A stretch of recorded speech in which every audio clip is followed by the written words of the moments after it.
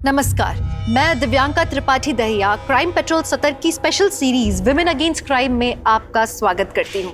हमने अक्सर ये सुना है कि मानवीय सभ्यता औरतों के कंधे पर टिकी होती है। वो सिर्फ नई पीढ़ी को जन्म ही नहीं देती, बल्कि अच्छे संस्कारों से और गुणों से उनकी परवरिश भी करती है। ईंट पत्थर के एक मकान को अपनी ममता से वो घर बनाती है, परिवार सजाती है, अपने दिन खटाती है। उसके खून पसीने से सींचे हुए यही बेहतर परिवार एक बेहतर समाज बनाते हैं। पर यही समाज उसके साथ क्या करता है? उसे प्रताड़ित करता है। अपनी दखियानुसी सोच और अहंकार से उसे मारने तक पे उतारू हो जाता है। आज की कहानी भी एक ऐसी लड़की की है जिसने बदलते वक्त के साथ एक नई कोशिश की, लेकिन उसकी कोशिश का अंजाम क्या हुआ, आइए देखते हैं।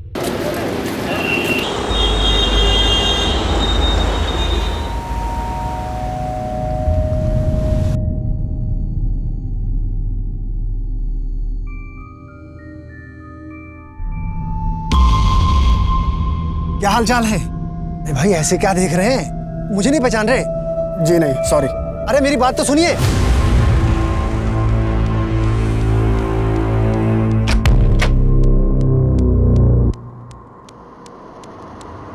क्या हो गया? आप इतने परेशान क्यों लग रहे हैं? नहीं नहीं, कुछ नहीं। पहले देख लेना कौन है। ठीक है भाई।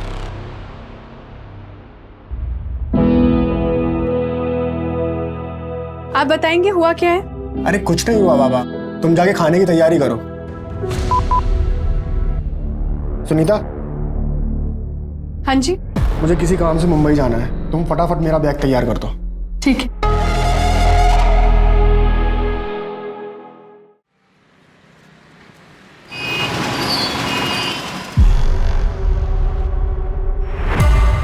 ये पानी कहाँ से आ रहा है? और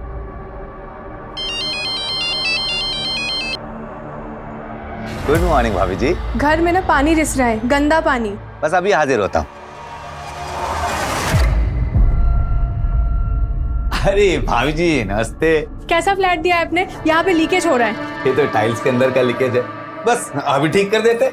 हाँ नरेश भाई। हाँ राकेश जी, अरे अपने नालंदा में वो ग्राउंड फ्लोर में आपने फ्लैट दिया है ना, अरे वहाँ लीकेज का प्रॉब्लम हो रहा है यार, ठीक करा लूँ? एक मैसेज आ गया, वो नई पार्टी को फ्लैट दिखाना है ना, आता हूँ भाभी जी।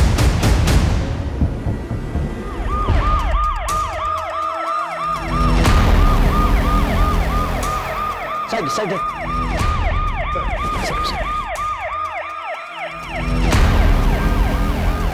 नमस्कार। तो पानी लीकेज हो रहा था, तो रिपेयर करने के लिए जब टाइल्स निकाल के ये लोग गड्ढा खोद रहे थे तो ये कंकाल मिले। सुनीता जी अपने हस्बैंड के साथ इस फ्लैट में रहती हैं। कब से रह रहे हैं आप लोग यहाँ?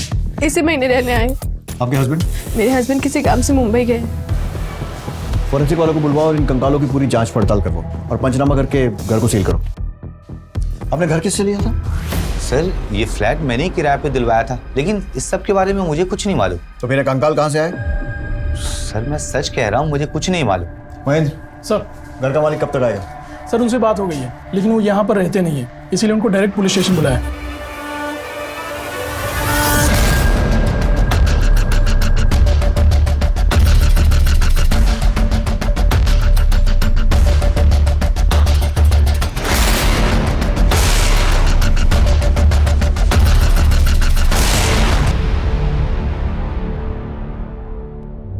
मेरी माँ का पता चला।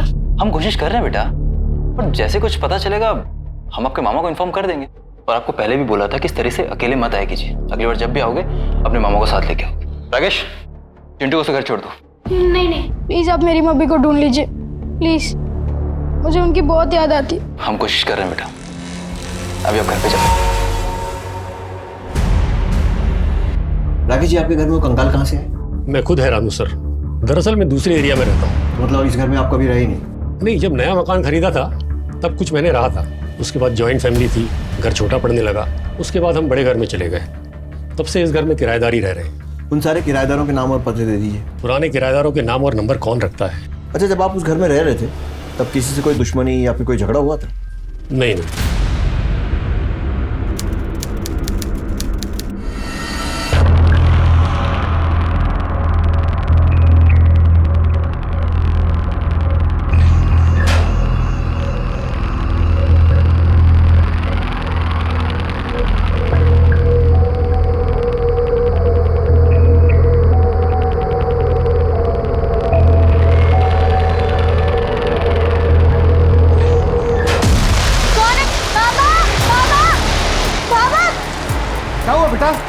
बाबा कोई आएगा।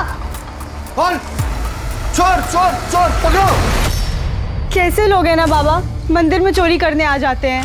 ये बेटा, मंदिर में सैकड़ों साल पुरानी माता की मूर्ति है, साथ में ढेर सारे गहने भी हैं। जरूर वही चुराने आया होगा। वो तो अच्छा हुआ कि तूने आज मंदिर की लाज रख ली। बस माता का आशीर्वाद है बाबा। सो तो है बेटा, लेकिन हम सब कुछ माता के भरोसे छोड़ के विश्राम तो नहीं कर सकते ना। मैं आज से यहीं बाहर सोऊंगा ताकि चोर उचक्कों पर नजर रख सकूं। आजा आजा।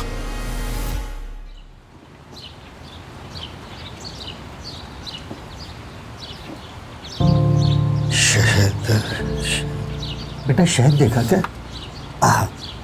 अरे बाबा ये क्या कर रहे हैं?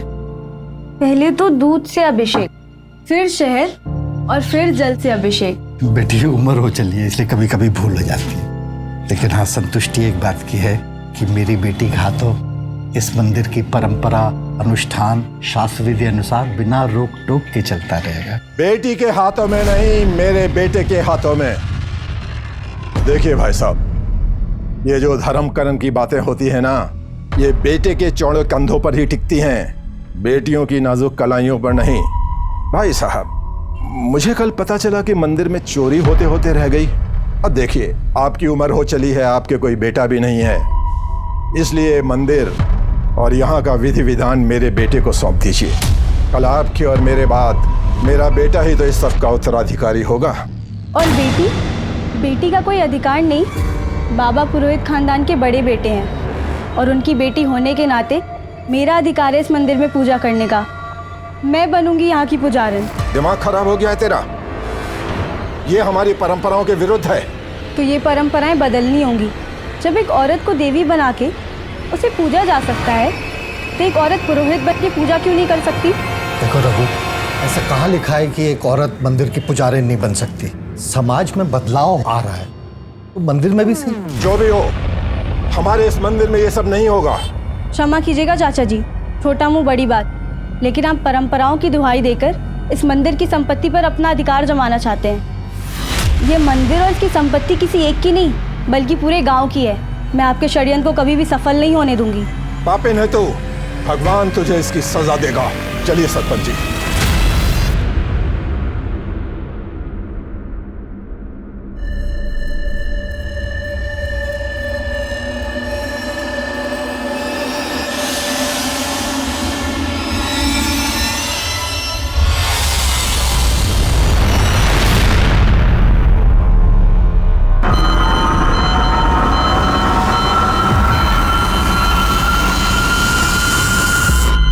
देखिए पुजारी जी, हम सभी पंचों ने मिलकर ये फैसला लिया है कि इस मंदिर की उत्तराधिकारी रचना ही होगी। बड़ी खुशी की बात है। यशस्वी भव। बेटा ये बालों में क्या लगाया है? अरे ये तो जटा है। जटा? पता नहीं बाबा, कब से तेल लगा के सुलझा रही हूँ, पर ये सुलझ ही नहीं रही है। और ये सुलझेगी भी नहीं। ये जटा है, जटा देवी माता का संकेत है। संकेत? कैसा संकेत? भाई साहब, इतने भोले भी मत बनिए। बालों में जटा होने का मतलब होता है कि देवी ने संकेत दिया है कि ये लड़की देवी के मंदिर में दासी और सेविका बनकर रहेगी, पुजारन बनकर नहीं। नहीं नहीं, किसी ने जानबूझ के कुछ लगा दिया होगा। कल तो बालों में कोई जटा नहीं थी। देखो सरपंच जी, भाई साहब ने तो देवी के संकेत को मानने से मना कर दिया। अगर आप भी देवी के संकेत को मानने से मना कर देंगे तो जानते हैं क्या होगा? प्रलय हो जाएगी गांव में, देवी का कोप हो जाएगा, खेत खलियान जल जाएंगे, नदी नाले सूख जाएंगे, सब कुछ नष्ट हो जाएगा देवी के श्राप से। आप सही कह रहे हैं। सुना भाई साहब, अब अगली पूर्णमासी के दिन आपको अपनी बेटी का इस गांव के मंदिर को दान करना होगा। ये सब अंधविश्वास है सरपंच जी। सरपंच जी आप ही न्याय कीजिए। पुजारी जी, अब रचना को इस मंदिर की सेविका और इस गांव की दासी बनकर ही रहना होगा। यही हमारा फैसला है। सरपंच साहब, सरपंच साहब, सरपंच साहब सुनिए।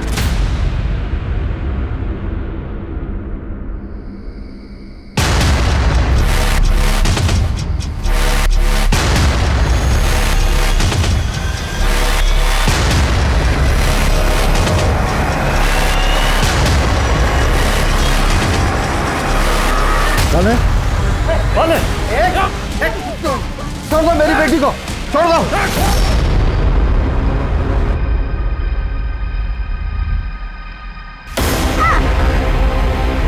अरे आराम से, इतनी भी ओवर एक्टिंग मत करो। लेकिन आप लोगों का बहुत धन्यवाद, आप लोग सुनील के सच्चे दोस्त हो। कौन सुनील? कैसा सुनील? उसे तो काट के फेंक दिया। क्या? सुनील को मार दिया? और तुझे क्या लगा हम तुम्हें सुनील को सौंप देंगे? अब हम वो करेंगे जो हमें करना बनता है।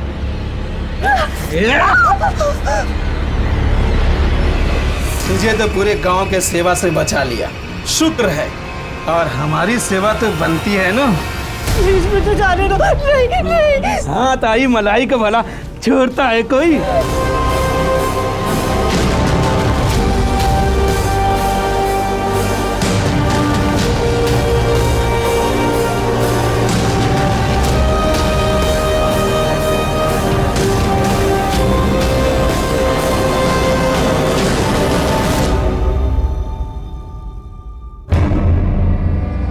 चल अच्छा है, तुझे होश आ गया।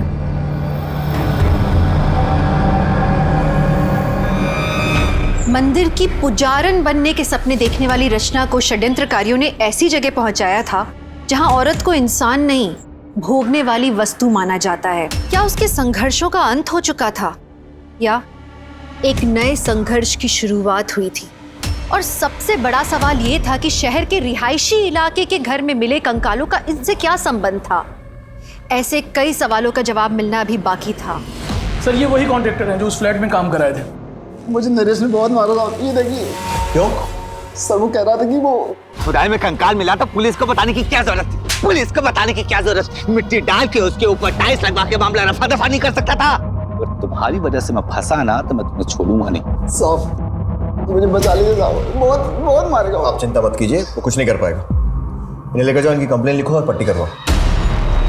नरेश हमसे कंकाल की बात क्यों छुपाना चाहता है? उस मकान का मालिक राकेश, दोबारा बुलाओ उसे। राकेश जी, पिछली बार की खातिरदारी याद होगी आपको? एक सवाल पूछना रह गया था। नरेश के बारे में क्या जानते हो? सर उस एरिया में नरेश की बहुत चलती है। सारे फ्लैट किराए पे वही देता है और कोई भी उसके मार्केट में घुसने की कोशिश करता है तो बखेड़ा खड़ा कर देता है सर। और तो और पुराना किराएदार जाने के बाद नया किराएदार आने तक चाबी नरेश के पास ही रहती थी। हाँ साहब, नरेश दिल का काला और नाड़े का ढीला आदमी है। खाली फ्लैट में लड़कियों को बुलाता रहता है। दबंग है, इसलिए उसे कोई कुछ बोलता ही नहीं। कब से काम कर रहे हो यहाँ? साहब 4-5 साल हो गए। कुछ और पता चले तो बताना। जी साहब। सुनिए जी। चाबी। Oh thank you.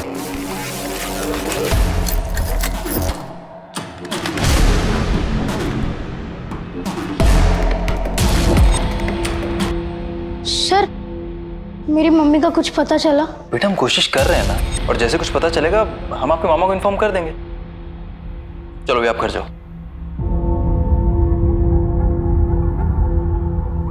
सर ये बच्चा बार बार आकर अपने माँ के बारे में पूछते रहता है। उनके मामा से कहा, लेकिन कुछ भी फायदा नहीं हुआ। एक आध बार उस एरिया में जाके देखते जहाँ पे इसकी माँ गुम हो गई है। लेकिन वो एरिया तो कुंज विहार की हद में आता है ना, तो हम इतनी मगजमारी क्यों करें? और वैसे भी एक बच्चे की कंप्लेंट पर कितना नाचेंगे हम? नहीं सर, नहीं सर। कंकाल की बात क्यों छुपाना चाह रहा था? बोल। नहीं सर, ऐसा कुछ नहीं है सर। तो फिर कॉन्ट्रैक्टर को क्यों मारा? बोल। सर वो मेरा धंधा खराब कर रहा था, उसकी वजह से उस फ्लैट में तो क्या पूरी बिल्डिंग में कोई किराए के लिए तैयार नहीं हो रहा था। तो तेरे लिए तो अच्छा ही था ना, और लड़कियां लेकर जाता वहाँ, जैसे उस ग्राउंड फ्लोर फ्लैट में लेकर जाता था। बता किस किस लड़की को वहाँ मार के दफनाया? बोल। नहीं सर, मैं मानता हूँ कि मैं वहाँ लड़कियों को लेकर जाता था, लेकिन मैंने किसी को मारा नहीं सर। मैं तो वहाँ थोड़े समय के लिए जाता था। तो वहाँ जितने भी लोग लंबे समय के लिए रहते थे, मुझे उनकी पूरी डिटेल्स चाहिए। सब मुंह जबानी तो याद नहीं है, ऑफिस के रिकॉर्ड में सब लिखा है। इसके साथ इसके ऑफिस जाओ और पूरी लिस्ट लेकर आओ। चलो। अभी का किराएदार मुंबई से कब आ रहा है, पता करो। सर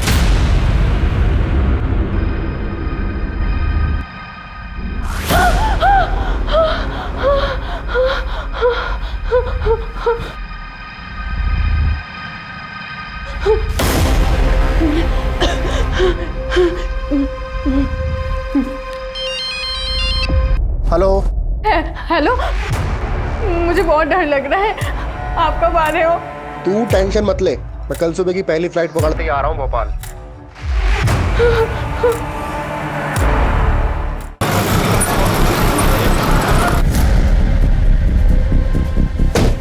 सर, नरेश से किराएदारों की सारी डिटेल्स मिल गई है। उस फ्लैट में गौरव व सुनीता से पहले पंकज अपनी बीवी बच्चों के साथ रहता था, लेकिन इसी साल अचानक वो फ्लैट छोड़ के चला गया। सर, पंकज ने ये फ्लैट 2015 में लिया।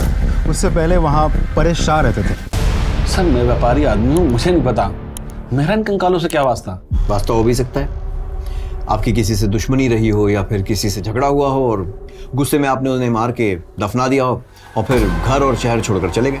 सर, मैं काम काजी आदमी हूँ, आपने मुझे बुलाया तो इसलिए मैं आपसे मिलने चला आया। अगर आप इस तरह से मुझ पर झूठे आरोप लगाएंगे तो आज के बाद आप मुझसे नहीं मेरे वकील से बात करेंगे। नमस्कार। सर, एटीट्यूड देखा आपने? बात कैसे कर रहा था? घाट घाट का पानी पियो आदमी लगता है संदीप। अच्छा, तो उस दूसरे किराएदार के बारे में क्या कह रहे थे जो अचानक गायब हो गया? सर, मैंने कांटेक्ट करने की कोशिश तो की थी, लेकिन नहीं हो पाया। उस इलाके में अपना एक खबरी है नथु, उससे कुछ ना कुछ जरूर मालूम होगा, उससे पता करो। महेंद्र, चाबी। एक मिनट।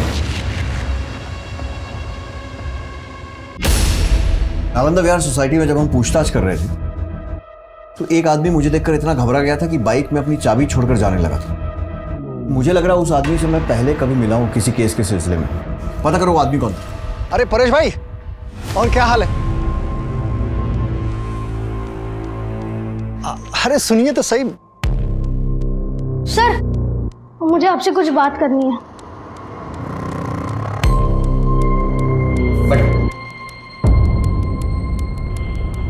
बोलो बेटा। सर, मेरी माँ खो गई है। क्या नाम है तुम्हारा? मेरा नाम चिंटू है। कहाँ रहते हो? सर, मैं विष्णुपुरी कॉलोनी में रहता हूँ, पर वहाँ के पुलिस वाले बात कर रहे थे कि मेरी माँ जहाँ से खो गई है वो इलाका आपके पुलिस स्टेशन के अंडर आता है, इसलिए मैं यहाँ चला आया। बेटा, तुम्हारी माँ कहाँ से खोई? हमारे घर से ही। और घर कहाँ पे है तुम्हारा? है नहीं, था नालंदा विहार सोसाइटी में। नालंदा विहार में कौन सी बिल्डिंग? ए ब्लॉक बिल्डिंग के ग्राउंड फ्लोर पे रहते थे हम। बेटा, तुम्हारे पापा का नाम क्या है? पंकज। और मम्मी का नाम पूजा। हाँ, पर आपको कैसे पता? ये तो वही घर है जहाँ पर वो दुकान। कौन सा केस है सर? नहीं, कुछ नहीं बेटा। आपने कुछ खाया? नहीं। वही इसको जूस पिलाओ। अंकल को मामा का नंबर दो, इनके मामा से बात करो और पंकज का नंबर लो और लेकर आओ उसको। जाओ बेटा। विष्णुपुरी पुलिस स्टेशन में फोन करो, पता करो इस केस की इन्वेस्टिगेशन की क्या प्रोग्रेस है। रिहायशी इलाके में घर के नीचे से मिले कंकाल से चारों तरफ अफरा तफरी मच गई। ऐसे में एक मासूम बच्चा अपनी माँ को तलाशते दर बदर ठोकरे खा रहा था।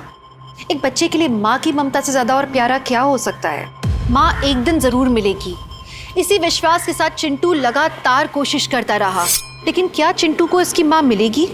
और उससे भी ज्यादा बड़ा सवाल ये था कि क्या चिंटू की माँ जिंदा थी? और अगर वो जिंदा थी तो अपने बच्चे के लिए कितना तड़प रही होगी? और ऐसी कौन सी मजबूरी होगी जो उसे अपने बच्चे के पास आने से रोक रही होगी? क्या पुलिस बेटे को अपनी माँ से मिलवा पाएंगे?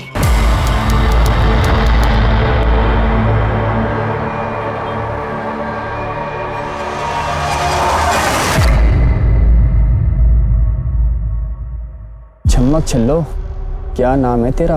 मुमताज। आहा, चल ताजमहल बनाते हैं। रोकड़ा है? कितने लेगी? 3000। 3000 तो बहुत है रे। अबे झंडू, ताजमहल बनाने की बात करता है और तेरे पास 3000 भी नहीं है। चल निकल यहाँ से। अरे नाराज क्यों हो रही है? चल 1000 देता हूँ। मैं क्या तुझे 1000 वाली लगती हूँ? एक बार सही से देख तो मुझे। 3000 लेती हूँ, लेकिन मजा 30,000 का देती हूँ। तो 1000 लेके 10,000 का मजा देना, मुझे चलेगा। अबे झुमरू, निकल यहाँ से। बड़ा आया, 1000 रुपए में ताजमहल बनाएगा। जा यहाँ से।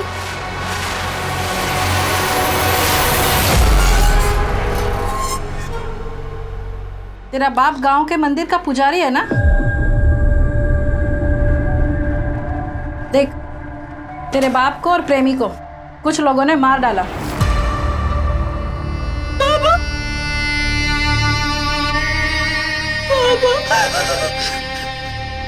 देख, तेरे जैसी अनाथ नौजवान लड़की को दुनिया वाले नोच खाएंगे। खुद से धंधे पे बैठ जा और रुआब से कमा और मर्दों को अपनी उंगली पे नचा।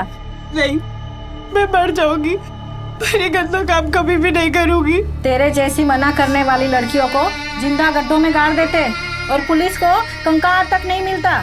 सोच ले।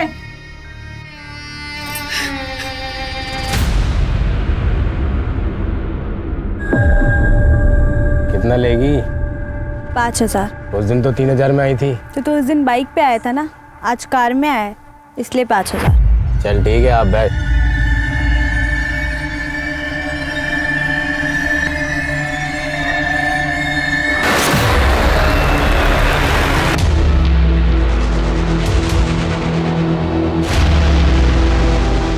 कितना छापा? 5,000 पे गई थी, लेकिन इतना खुश कर दिया कि 7,000 ले आई। ए जुग जुग जियो मेरी बच्ची, बड़ा अच्छा हुनर पाया है तूने।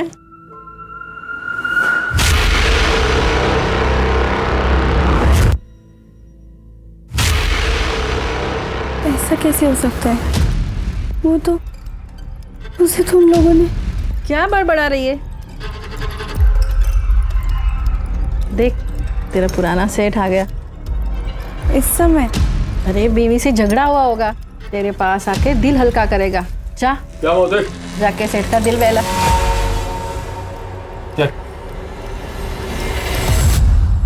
अगर किसी की पत्नी गायब हो जाती है, गुम हो जाती है, तो जमीन आसमान एक कर देता है। पर तुमने तो कोई खास खोजबीन भी नहीं की अपनी पत्नी की। सर अब क्या बताऊं, मेरी पत्नी खोई नहीं है, वो किसी के साथ भाग गई है सर।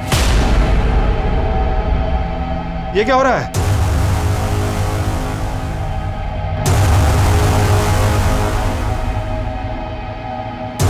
पूजा, ये क्या हो रहा था? पूजा, पूजा गलत है ये। तुम मेरी बीवी हो, मेरे बच्चे की माँ हो। बस मामा, और नहीं, मुझे बहुत नींद आ रही, मैं सोने जा रहा हूँ। गुड नाइट पापा, गुड नाइट मामा। तुम भी खा लो। पूजा, जो कुछ भी हुआ है मैं उसे भूलने के लिए तैयार हूं। बस तुम अजय से मिलना जुलना बंद कर दो। पूजा, मैं तुमसे बात कर रहा हूं। तुम देखो, हम लोग एक नई शुरुआत करते हैं, दूसरे शहर में जाकर रहते हैं। पूजा, मैंने उन्हें समझाने की बहुत कोशिश की, लेकिन वो नहीं मानी। अंत में एक लेटर लिखकर घर के सारे गहने लेकर वो अजय के साथ भाग गई। वो लेटर है आपके पास? लेटर तो जला डाला है सर। जब पूजा गायब हुई तब चिंटू कहाँ था? अपने मामा के यहाँ था सर। समझ गए, चिंटू को मामा के यहाँ भेजा, फिर पूजा और उसके प्रेमी को मार दिया और दोनों को अपने ही घर में दफन कर दिया। उसके बाद पूजा के गायब होने का नाटक, और फिर बिना नोटिस दिए घर छोड़कर शहर छोड़कर चले गए। उस घर में मिले दोनों कंकाल पूजा और उसके प्रेमी अजय के ही हैं, है ना? सर मैंने उन्हें नहीं मारा है और ना ही उन्हें दफनाया है। अभी भी टाइम है, सच सच बता दे। सर मैं सच कह रहा हूं, मैंने कुछ नहीं किया, किसी को नहीं मारा है मैंने।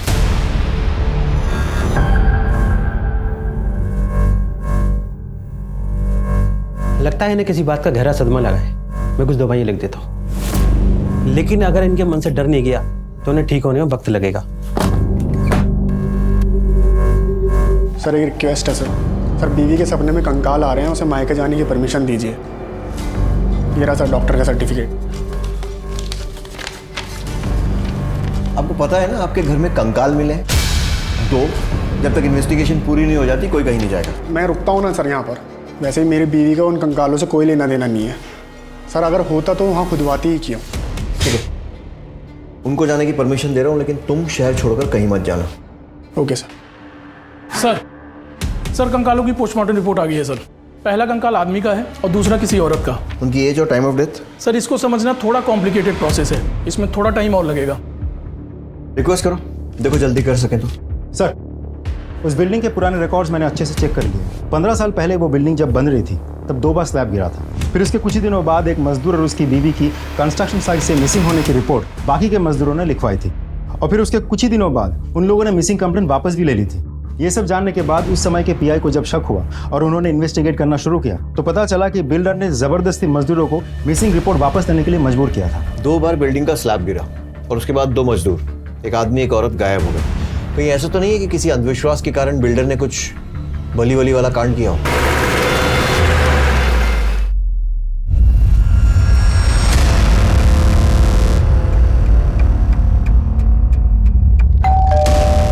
नालंदा सोसाइटी, वो बिल्डिंग आपने ही बनवाई थी ना? जब वो बिल्डिंग बन रही थी 2 मजदूर गायब हुए थे वहां से, एक आदमी और एक औरत।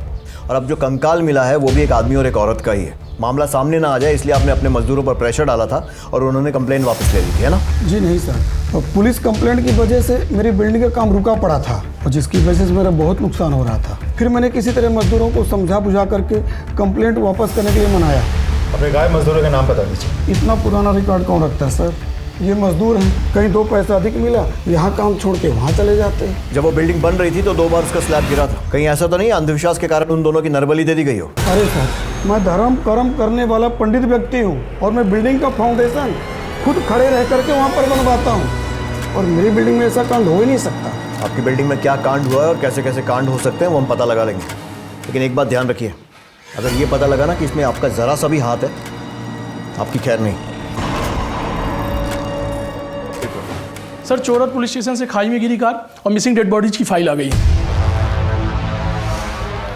करेक्ट, मनीष मिश्रा की गाड़ी खाई में गिरी थी और कार में मनीष और मीना की चप्पलें मिली थी, लेकिन दोनों की डेड बॉडीज नहीं मिल पाई थी। और भूषण मनीष का बिजनेस पार्टनर था और मनीष के मरने के बाद सारा का सारा बिजनेस भूषण के नाम हो गया।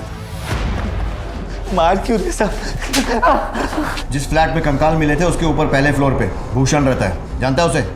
हाँ साहब। भूषण उस फ्लैट में गया था जहाँ कंकाल मिले थे कभी भी? याद नहीं साहब। देख, केस उलझता जा रहा है और मेरा दिमाग भी। सच बता और जल्दी बता।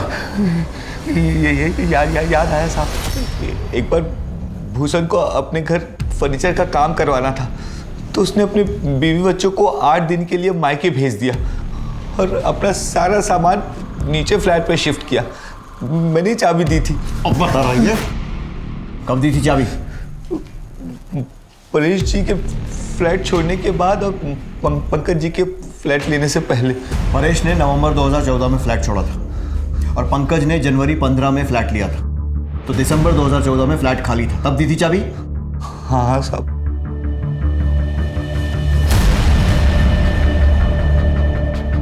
मनीष और मीना मिश्रा की गाड़ी भी दिसंबर 2014 में ही खाई में गिरी थी। टाइम तो मैच हो रहा है। सर, हो सकता है भूषण ने ही मनीष और उसकी बीवी को मार के उस फ्लैट में दफना दिया हो। भूषण को लेकर आओ।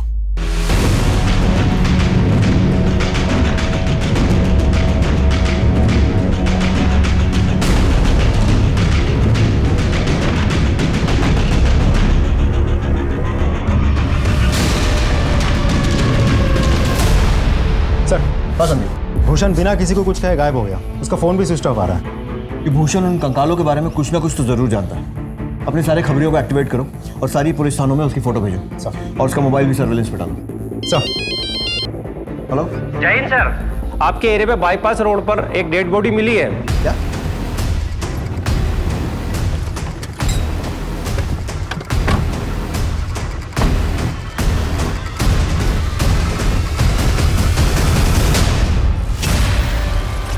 सर, ये तो परेश शाह है, अहमदाबाद वाले। सर, इनको तो गला घोट के मारा गया है। सर, ये तो वही हैं जो उस कंकाल वाले फ्लैट में किराएदार थे। लेकिन परेश तो उसी दिन अहमदाबाद वापस जाने वाला था। अगर वो अहमदाबाद नहीं गया तो शायद किसी होटल में रुका होगा। सारे होटल्स में चेक करो, कुछ ना कुछ क्लू जरूर मिलेगा। बॉडी का पंचनामा करके पोस्टमार्टम के लिए भिजवाओ और परेश के कॉल डिटेल रिकॉर्ड्स निकलवाओ।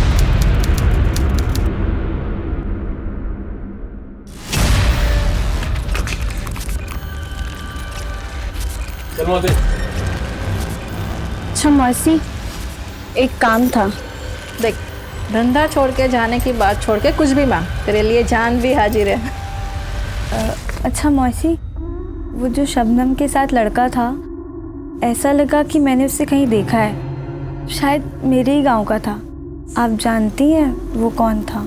यहाँ पे आने वाला कोई भी इंसान अपना सही नाम नहीं बताता, पर हाँ, वो अपना नंबर देके गया है ताकि वो दूसरी बार आए तो एडवांस बुकिंग कर सके। रुक, मैं तुझे नंबर देती हूँ। जा।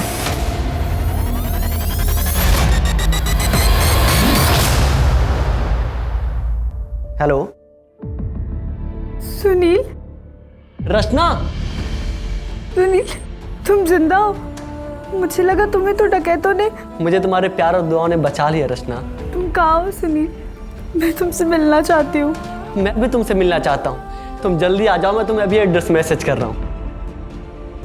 हो गई बात तेरे गांव वाले से? सर कमलेश का मोबाइल लोकेशन इसी एरिया में नजर आ रहा है। सर बॉडी तो बहुत बुरी तरह से जल चुकी है। ये तो गौरव की आईडी है।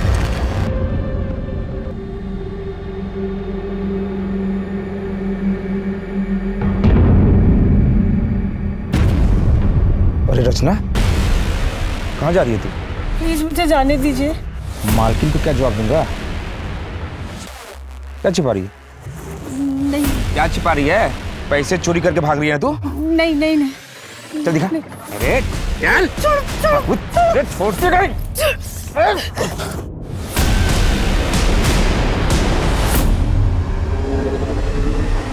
ये चोरी करके भाग रही है।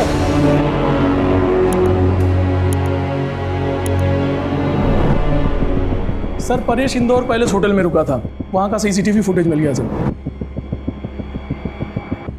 परेश इस आदमी के साथ बाहर निकला और उसके बाद परेश का मर्डर हो गया। पता लगाना पड़ेगा ये आदमी कौन है। अपने पैन डेटा, आधार डेटा और हमारे रिकॉर्ड्स सबसे चेक करो, कहीं ना कहीं से तो उसकी कुंडली जरूर निकलेगी।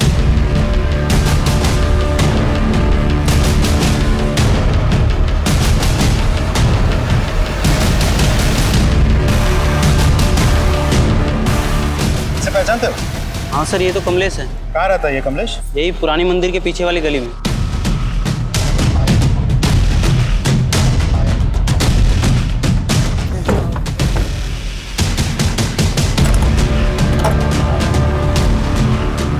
सुनो जरा, इधर आओ। जी कमलेश इधर रहता है? हाँ। घर पे तो ताला लगा हुआ है, कहाँ गया वो? नहीं पता। नंबर है उसका? हाँ सर। नंबर ले लो। Okay sir. हाँ संदीप। सर कमलेश तो गायब है, उसके घर पे ताला लगा हुआ है, लेकिन उसका नंबर हाथ लग गया।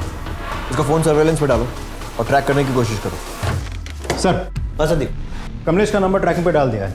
कंट्रोल रूम बहुत जल्द उसका लाइव लोकेशन हमें अपडेट करेगा। काफ़ी टाइम लग रहा है। लेकिन सर भूषण को ट्रैक कर लिया है, हमारी टीम उसे पकड़ के लेके आती होगी। बिना किसी को बताया गायब? किस बात का डर था? हमारी पूछताछ का? मैंने लोन लिया था और साहूकार मुझे परेशान कर रहे थे, तो मैं अपने दोस्त के घर चला गया था और सर मैंने अपना फ़ोन बंद कर लिया था। मैंने सोचा सर सब कुछ ठीक होगा और पैसों की जुगाड़ होगी तो मैं वापस आ जाऊंगा। दिसंबर 2014 में तेरे पार्टनर मनीष की गाड़ी खाई में गिरी, लेकिन उसकी और उसकी बीवी की डेड बॉडी नहीं मिली, सिर्फ कार मिली। और दिसंबर 2014 में ही तूने अपने बीवी बच्चों को बाहर भेजकर फर्नीचर बनाने के बहाने अपना सारा सामान नीचे वाले फ्लैट में शिफ्ट किया। तूने मनीष और मीना को मारा और उसके बाद उन्हें उस फ्लैट में दफनाया। देखिए सर, मैं आपसे बोल चुका हूँ, ना मैंने मनीष को मारा और ना ही मैंने मीना को मारा सर। सर मेरी बात सुनिए सर, एक बात नहीं, मैं आपसे क्यों झूठ बोलूंगा सर, मैं सच बोल रहा हूँ। मैंने मनीष मीना को नहीं मारा और ना ही मैंने उस फ्लैट में उनको दफनाया। मेरी बात पे यकीन कीजिए सर प्लीज। सर कमलेश का नंबर ट्रैक हो गया।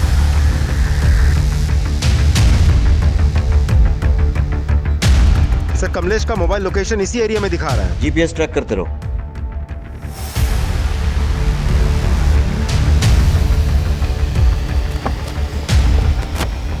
सर लोकेशन तो यहीं कहीं दिखा रहा है।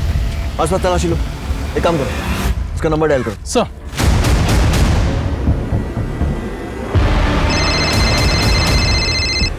आवाज आ रही है सर। सर उस तरफ से आवाज आ रही है।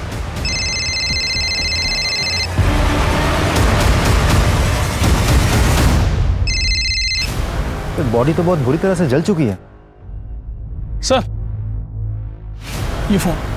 Sir ID. ये तो गौरव की आईडी है। फोन कमलेश का और आईडी गौरव की। आसपास देखो और कुछ मिलता है क्या?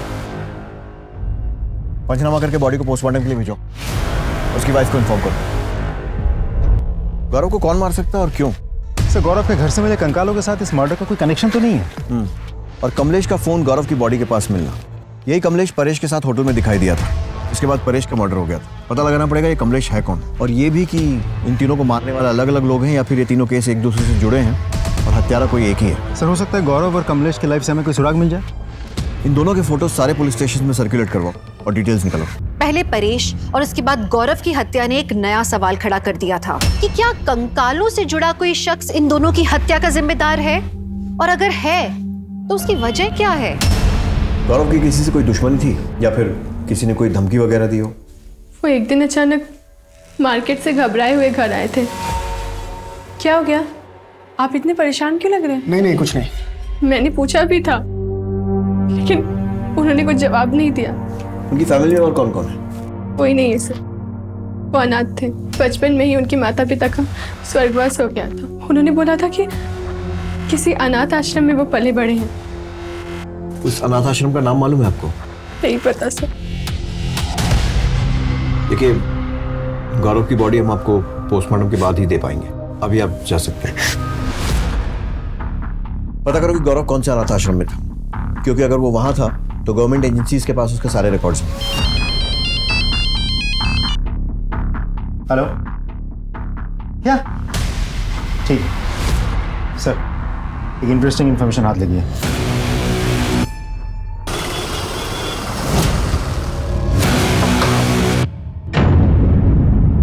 जी बोलिए। माँ,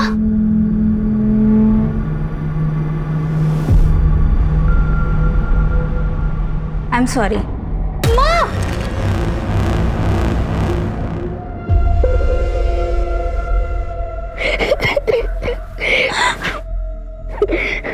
घर चलो माँ, घर चलो। नहीं बेटा, मैं नहीं आ सकती। क्यों माँ, क्यों नहीं आ सकती आप घर? बेटा, तेरे पापा। देखिए, दूसरों के पर्सनल मामलों में दखल देना हमारा काम नहीं है, लेकिन फिर भी एक सलाह है, जो भी फैसला लें सोच समझ कर लें।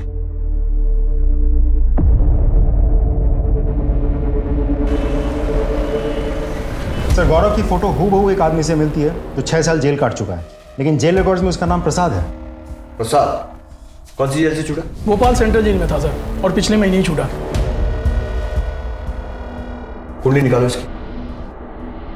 गौरव से आपकी शादी कब हुई थी? से 2 महीने पहले। लव मैरिज थी या अरेंज? अरेंज। बता सकती हैं शादी फिक्स किसने करवाई थी? सब, मैं गरीब परिवार की लड़की हूँ। गांव के पुजारी राघु चाचा ने हमारी शादी तय की थी।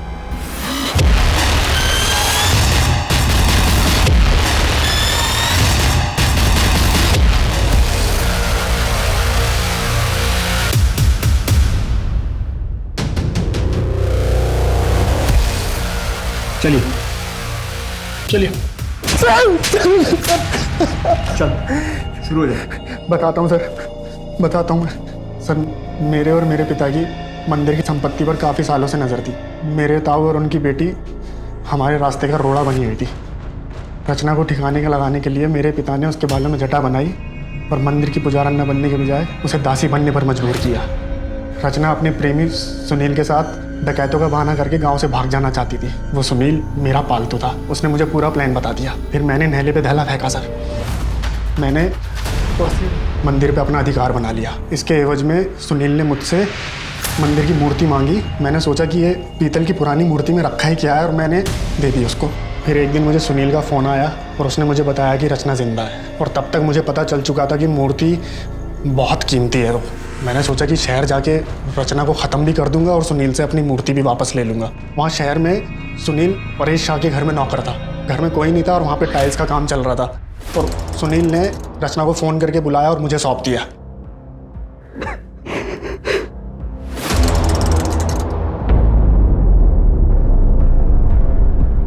प्रसाद, तुम यहाँ? तुझे अपने रास्ते से हटाने का अधूरा काम पूरा करने आया हूँ। तुमने इसे यहाँ बुलाया जिससे मैंने इतना प्यार किया? मुझे तुम्हारी शक्ल भी नहीं देखनी है। तुझे इतनी आसानी से नहीं छोड़ूंगा। जहाँ तेरे बाप को भेजा, आज तुझे वहीं भेज रहा हूँ। वो मुकर गया। उसने वो मूर्ति वहीं कहीं फ्लैट में दफनाई है। सर, जब मैंने ज़्यादा जोर डाला तो वो कहने लगा सर मेरे पूरे षड्यंत्र का पर्दाफाश कर देगा। मैं सर गुस्से में तिल मिला गया और मैंने सुनील को भी वहीं मार दिया। सुनील का इस तरह गायब हो जाना शक के घेरे में आ सकता था, तो मैंने परेश शाह के लौटने का इंतज़ार किया और उससे मिला। उसको ये बोला कि मैं सुनील का बड़ा भाई हूँ और सुनील बहुत ज़्यादा बीमार हो गया तो मैं उसे गांव ले जाने के लिए वापस आया हूँ। मैं वहाँ से तुरंत निकल गया, ये सोच के गया कि इस घर को या तो मैं किराए पे लूँगा या फिर खरीद लूँगा, जिससे कि मूर्ति मेरे हाथ में आ जाए। परेश और कमलेश को कैसे मारा? सर, सुनील ने मुझे बताया था कि उसका मालिक परेश शाह हर साल 2 बार तीर्थ यात्रा पर जाता है, तो सर उसकी गैर मौजूदगी में मैं चोरी छुपे उसके फ्लैट में घुसा और मूर्ति खोजने लगा। कौन है? सर, जब रात को मैं मूर्ति खोज रहा था तो कमलेश, जो वहाँ पहले वॉचमैन था, उसने मुझे देख लिया। सर, मैंने उससे बहुत मिन्नतें की, उसे पैसे देने की कोशिश की और वो सर मान गया। उसने मुझसे पैसे लिए और चुप रहने का वादा किया। मुझे मूर्ति पाने का बहुत जुनून था सर, मुझे वो मूर्ति चाहिए थी। मैंने अपना नाम बदला, शादी की और गौरव नाम से उस फ्लैट में रहने लगा जहाँ पे मूर्ति दफन थी। मैंने उस घर में रहते हुए उस जगह को आइडेंटिफाई कर लिया था जहाँ मूर्ति थी और सर मैं मुंबई गया, उसका सौदा करके आया, लेकिन इसी बीच मेरी बेवकूफ़ बीवी ने मेरे ही गड़े हुए मुर्दे निकलवा लिए। इसी बीच आपने परेश शाह को पूछताछ के लिए बुलाया और परेश को वो कमलेश, उसका पुराना वॉचमैन भी मिला और उसने उसको सब कुछ बताया कि मैं उस फ्लैट में घुसा था चोरी छुपे। परेश के दिमाग की बत्ती जल गई, उसने मुझे बुलाया और पूछताछ की। सर, मैं और देर नहीं करना चाहता था। मैं सामान लेने के बहाने उस फ्लैट में गया और मूर्ति निकाली और परेश को मिलने के बहाने बुलाया। फिर मैंने सर कमलेश को मारा क्योंकि मैं कोई गवाह और कोई सबूत नहीं छोड़ना चाहता था। इसलिए मैंने सर कमलेश को वहाँ जलाया, गौरव की आईडी वहाँ फेंकी जिससे लगे कि गौरव मर गया, और सर मैंने मूर्ति ली और गाँव चला गया। बाकी की सारी उम्र जेल में सड़ेगा। सर, रचना के साथ जो हुआ वो हमारे समाज की पिछड़ी हुई मानसिकता को प्रदर्शित करता है। रचना ने एक बड़ा सपना देखा, मंदिर की पुजारन बनने का, देवी माता की सेवा करने का, पर उसका ये सपना मंदिर की संपत्ति पर नजर गड़ाए लोगों को रास ना आया। उन्होंने रचना को जिस्म फरोशी के कीचड़ में धकेल दिया। कागा सब तन खाइयो, चुन चुन खाइयो मांस, बस ये 2 नैना मत खाइयो, इन्हें पिया मिलन की आस। रचना की हिम्मत जैसे पूरी तरह से टूट चुकी थी, लेकिन अपने पुराने प्यार से मिलने की उम्मीद ने उसमें एक नए जोश का संचालन किया। जिसमें फरोशी के धंधे से छुटकारा पाकर पहुंच गई सुनीता अपने सुनील के पास। लेकिन प्यार के नाम पर उसे सुनील से क्या मिला? सिर्फ धोखा। सोचिए, अगर रचना और उसके पिता सतर्क होते तो उसके चाचा और चचेरे भाई मंदिर को हथियाने में कभी सफल नहीं हो पाते। उनका व्यवहार दस्तक था आने वाले संकट का। रचना अगर आंख मूंद कर सुनील से प्यार न करती तो उसे कभी धोखा नहीं मिलता। वहीं परेश को भी खतरे की दस्तक मिली थी जब उन्हें कमलेश ने गौरव के बारे में बताया था। अगर वो लालच न करके सीधे पुलिस के पास जाते तो आज वो जिंदा होते।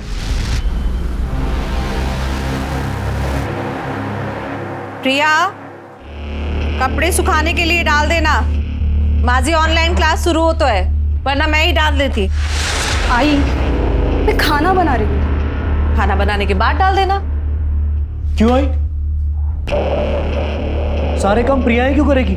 नुपुर तो घर में एक भी काम नहीं करती, उसे भी बोल सकती हो ना। हर्ष, तुझे पता है ना, नुपुर टेरेस पे नहीं जाती, प्रॉब्लम है उसे। वो खुद एक प्रॉब्लम है, ये सारे काम ना करने के बहाने। आई मी सांग, तो उसे घर के बाहर निकल, तब जाके इस घर में शांति होगी। पहले ही उसने इतना बड़ा कांड करके रखा है। आई, मैं निकते, बाय। बस करो ये जॉब का ड्रामा। शुरुआत की जर्नलिज्म से और अब सेल्स में। 3 महीने में तीसरा जॉब है तुम्हारा ये। तुम्हारी सच्चाई सामने आएगी ना, तब इस जॉब से भी निकाल देंगे तुम्हें। हर्ष, नुपुर बहन है तेरी, इज्जत करो उसकी। और अगर नहीं कर सकते तो तुम और प्रिया इस घर से जा सकते हो।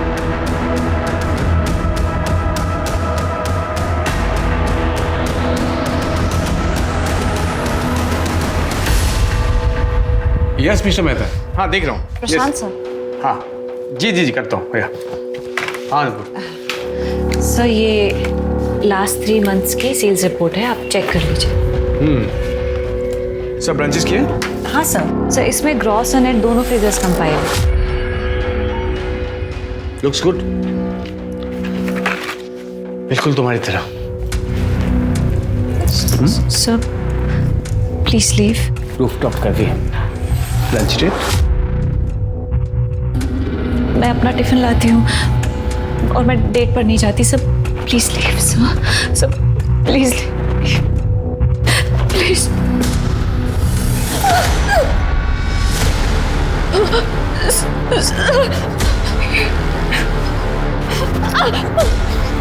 अपने बॉस को मना कर दिया तो एक कंप्लेन और जॉब नहीं समझो। प्लीज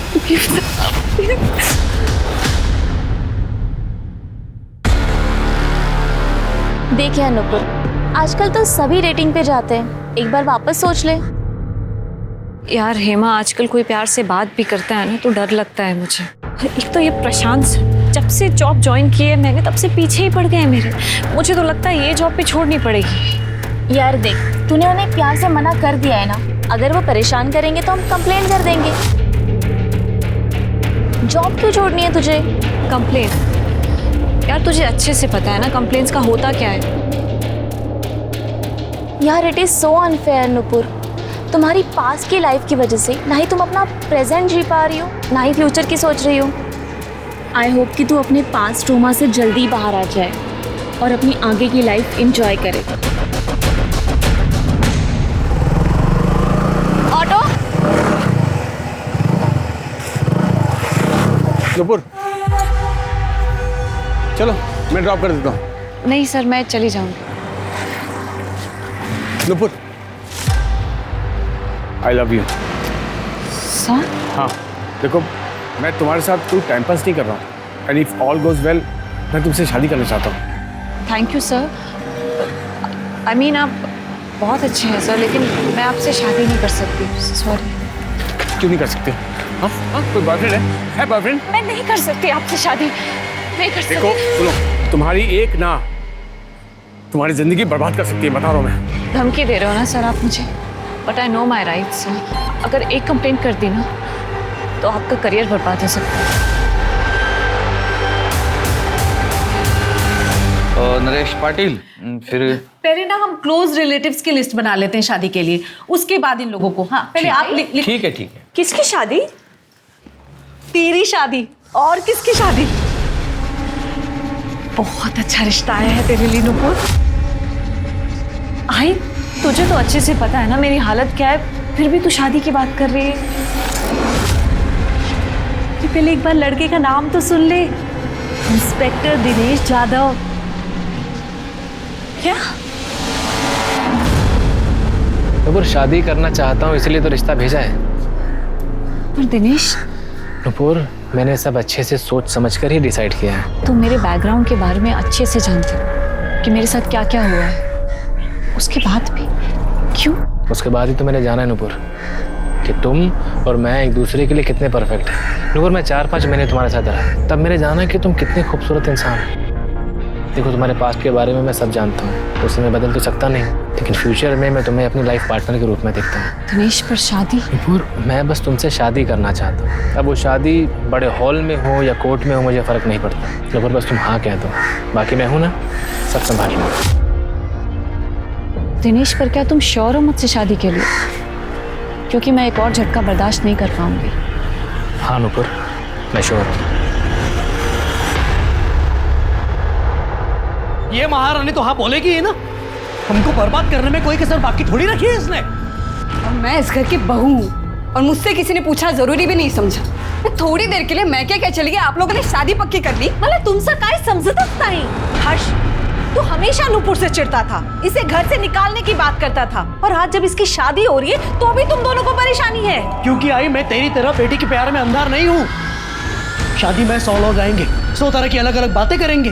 पहले ही नाक कटवा चुकी है, शादी में रही सही इज्जत भी उतर जाएगी। दादा इस सब में मेरी क्या गलती थी? ज्यादा भोली मत बन। तेरी अकड़ बेवकूफी की वजह से हम बहुत बर्बाद हो चुके हैं। और मत कर हमें। बस हर्ष, नुपुर की शादी दिनेश से होगी तो होगी। इंस्पेक्टर है वो, रुतबा है उसका रुतबा देखकर सबका मुंह बंद हो जाएगा। आई तुम समझा करो। तेरी आई सही बोल रही है हर्ष। इस शादी से नुपुर के और अपने सारे प्रॉब्लम सॉल्व हो जाएंगे। और कितना बस लगना चाहिए, तैयारी करो।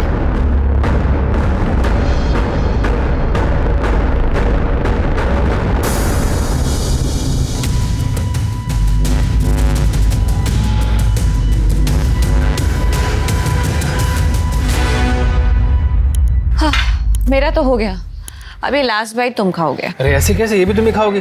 वरना सैंडविच ना खाने के जुर्म में अरेस्ट कर लूंगा तुमको। प्लीज यू नो खाती हैं?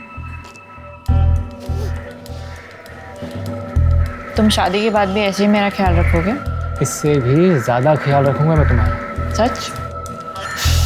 अच्छा अनूपुर, शादी से याद आया, देखो हम तो चाहते थे कि हमारी शादी सिंपल तरीके से हो, पर आई चाहती है कि हमारी शादी बहुत धूमधाम से हो। मैं समझ सकती हूँ दिनेश, आई की भी तो कुछ इच्छाएं होंगी, अब मेरे लिए उनकी इच्छा क्यों मारना? थैंक गॉड नुपुर कि तुम सब समझती हो। तो फिर तुम अपनी आई और बाबा से बात करना कि वो सभी विधि विधान और सामान तैयार रखें। सामान मतलब? क्या? कार और 15 लाख? ए तू उसे जाके बता तू कहीं की राजकुमारी नहीं है। आई मैं तुला सांगतो ये शादी में कुछ तो लोचा है। हर्ष, इतना पारा चढ़ाने की कोई जरूरत नहीं है। शादी में ये सब होता है, देना पड़ता है। नहीं आई, कुछ भी देने की जरूरत नहीं है। तूने ही तो सिखाया है ना, दहेज लेना देना दोनों गलत है। हाँ आई, हमारी शादी में प्रिया के घर वालों से कुछ नहीं लिया हमने, बल्कि शादी का खर्चा डिवाइड किया। तो अब क्यों? क्योंकि नुपुर को इस शादी की बहुत जरूरत है। दिनेश के अलावा कोई इससे शादी नहीं करेगा। दहेज का पैसा कहाँ से लाओगे आप? मैं अपनी एफडी तोड़ दूंगी और पीएफ के लिए भी बात करती हूँ। आई तू सब आई बाबा बाबा बोलते क्यों नहीं? सारा पैसा इस पे खर्च कर देगी ये।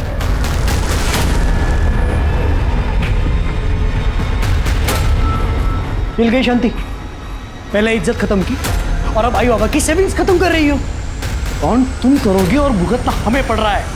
इससे अच्छा मर क्यों नहीं जाती?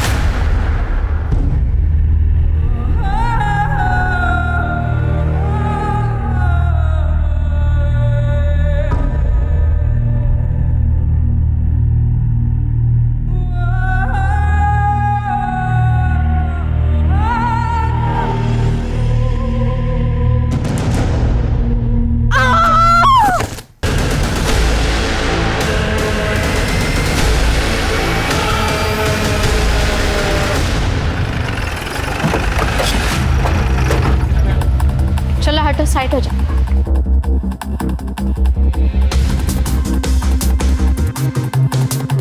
नेटकर मैडम बॉडी चेक करा। Okay sir. गच्चो जोन चेक कर।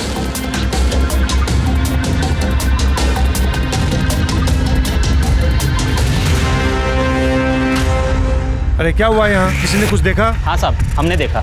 सर हम इधर बैठ के चाय पी रहे थे, तभी ये लड़की ऊपर से गिरी सर। आपने इस लड़के को देखा है कभी इधर? नहीं साहब, इसको मैंने कभी नहीं देखा। Sir yes.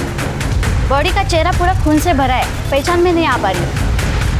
बहुत हो गया, अब नहीं सहन होता। सुसाइड मेरा फैसला है, कोई और जिम्मेदार नहीं है मेरी मौत का। Nupur Apte. Sir body postmortem के लिए भेज दी है। उनके फैमिली को आप इन्फॉर्म करोगे या मैं करूं?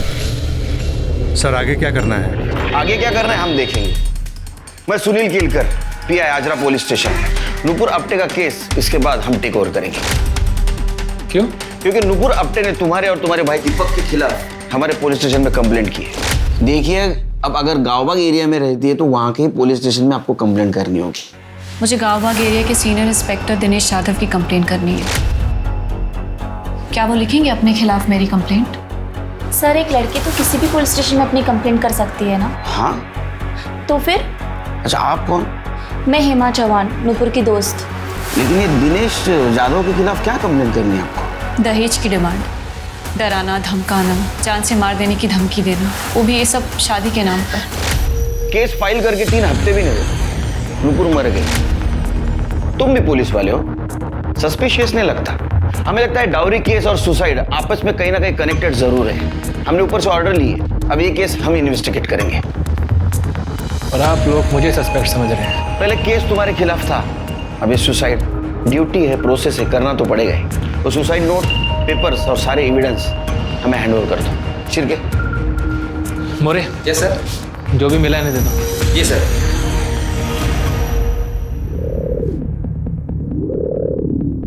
नुपुर, नुपुर।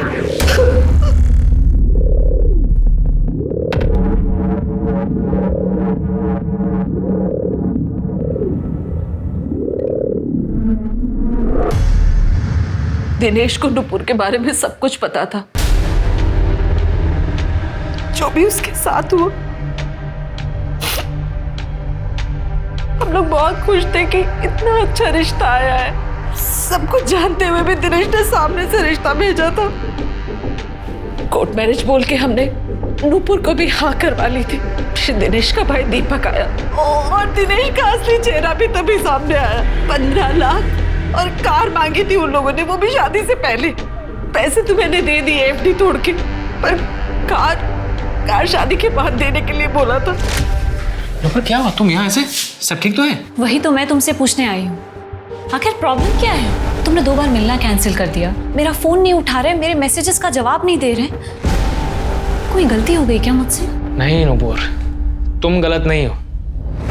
नूपुर, गलत मैं हूँ, मेरा पूरा परिवार है। मेरे परिवार वालों को और दहेज चाहिए। मेरी समझ में नहीं आ रहा है मैं कैसे समझाऊं। कल आई से मेरा झगड़ा भी हुआ था। आई कहती है कि अगर वो मेरी शादी करवाएंगी तो अपने मन से करवाएंगे, वरना शादी पे नहीं आएंगे। नूपुर, मेरी समझ में नहीं आ रहा मैं क्या करूं, तुमसे क्या कहूं? फिर मैं और नूपुर दिनेश की फैमिली से मिलने गए। अरे ऐसी क्या डिमांड की है हमने? मेरा बेटा सीनियर पुलिस इंस्पेक्टर है, किसी भी घर से आज उसे अच्छी से अच्छी, सुंदर से सुंदर लड़की मिल सकती है, बिना मांगे हमें दहेज मिल सकता है। तर मग तुम्ही माझ्या मुलासाठी एवढं पण नाही करू शकत? देखिए प्रतिभा जी, हम मिडिल क्लास लोग हैं। मेरे पति की जॉब चली गई है, बेटे का बिजनेस ठप है, और वैसे भी आप लोगों ने पहले ही जितना मांगा था उतना ही कर पाना हमारे लिए मुश्किल था, और अब और ज्यादा। भाई मैंने तो पहले ही कहा था कि लड़की ठीक नहीं है। वो तो मैं गांव गया हुआ था जब दिनेश ने ये सब कर लिया। ऐसा क्या हुआ था नूपुर के साथ? रेप हुआ था मेरे नूपुर के साथ। उसने कंप्लेंट क्यों नहीं की? आप लोगों ने कंप्लेंट क्यों नहीं की? किया था साहब, सब किया था। फिर कोई फायदा नहीं हुआ साहब। वो बहुत पावरफुल आदमी था, इसलिए नूपुर ने केस को वापस ले लिया। हमें पता था कि आगे चलकर नूपुर की शादी में बहुत प्रॉब्लम होगी, इसीलिए ये रिश्ता मैं हाथ से जाने नहीं देना चाहती थी। मैं 5 लाख और देने के लिए तैयार हो गई, पर उससे पहले ही मेरे बच्चे, और वो भी गच्ची से कूद कर, मतलब खाए समझत नहीं साहब। वो तो क्या प्रॉब्लम, गच्ची से क्या प्रॉब्लम था? सर उसे ऊंचाई से बहुत डर लगता था। मतलब हमारे घर की गच्ची पे भी वो कभी नहीं जाती थी। पहले माळ्यावर पण नहीं जायची नूपुर, और यहाँ 6ठे माले पे यांना घेऊन जा, जाइए।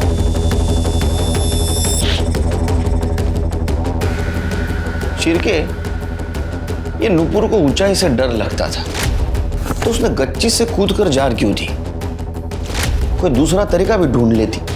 या सर ये भी हो सकता है कि किसी ने नूपुर को मजबूर किया। सर सोशल मीडिया पे बड़ी बड़ी बातें लिखना एक बात है, लेकिन सचमुच रेप विक्टिम से शादी करना दूसरी बात है। सर मुझे तो उस नेता पर लगाया हुआ रेप केस भी फ्रॉड लग रहा है। सर मैं बस इसीलिए नहीं चाहता था कि मेरी भाई की शादी उससे हो। सर आपने तो देख लिया, उसने कंप्लेंट कर ही दी। सर आदत है उसकी। तो आपने नूपुर की फैमिली से दहेज नहीं मांगा था, जैसे कि उन्होंने कंप्लेंट की है?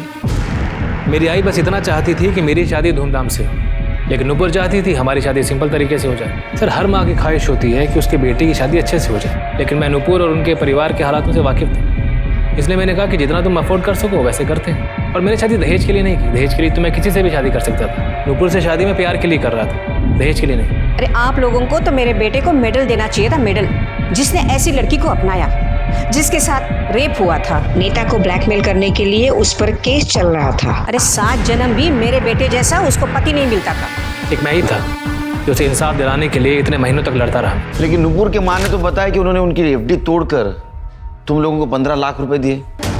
पेपर्स भी है उनके पास। उनकी माँ ने मुझे पैसे देने के लिए एफडी तोड़ी थी या अपने नालायक बेटे हर्ष को पैसे देने के लिए तोड़ी थी? हर्ष? हर्ष का क्या? आप भी पुलिस इंस्पेक्टर हैं, पता लगा सकते हैं। ये प्रॉब्लम तो आने वाली थी शिर्के, पता था मुझे। अरे वो भी पुलिस वाला है, तो उसे भी कानून के बारे में पता है। हाँ सर वो तो है, बट फिलहाल अभी करना क्या है? उसके ऊपर ध्यान रखो, फैमिली के ऊपर। ये फैमिली बहुत चालू दिखती है, खास करके उसका भाई। शिर्के, इस केस को समझने के लिए क्राइम सीन को फिर से समझना होगा। एक काम करो, इस नूपुर की हाइट और बॉडी की एक डमी करवाओ। ठीक है सर। आज नीलम कमर्शियल कॉम्प्लेक्स से कूदकर एक लड़की ने सुसाइड कर लिया। आपको बता दें कि ये लड़की खुद भी एक जर्नलिस्ट रह चुकी है और ये वही लड़की है जो 6 महीने पहले सुर्खियों में बनी हुई थी। नुपुर आप्टे ने 6 महीने पहले प्रफुल्ल वैद्य पर रेप का इल्जाम लगाया था। उसके बाद प्रफुल्ल वैद्य ने नुपुर आप्टे पर काउंटर ब्लैकमेलिंग का केस किया, जिसके पश्चात नुपुर आप्टे ने अपना रेप केस वापस ले लिया। कहीं नुपुर आप्टे ने सिस्टम से परेशान होकर अपनी जान तो नहीं ले ली।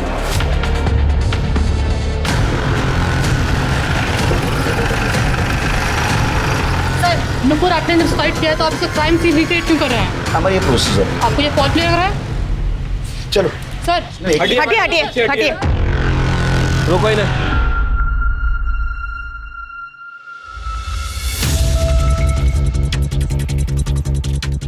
ये फोटो देख रहे हो, इसमें नूपुर का चेहरा जमीन की तरफ, और जनरली ऐसे खुदकुशी के बाद ही होता है। एक काम करो शिरके, जो हमने लोगों ने डमी बनवाई वो ऊपर से फेंको, और इस तरह से फेंको जैसे आदमी खुद कूदता है। ठीक है सर।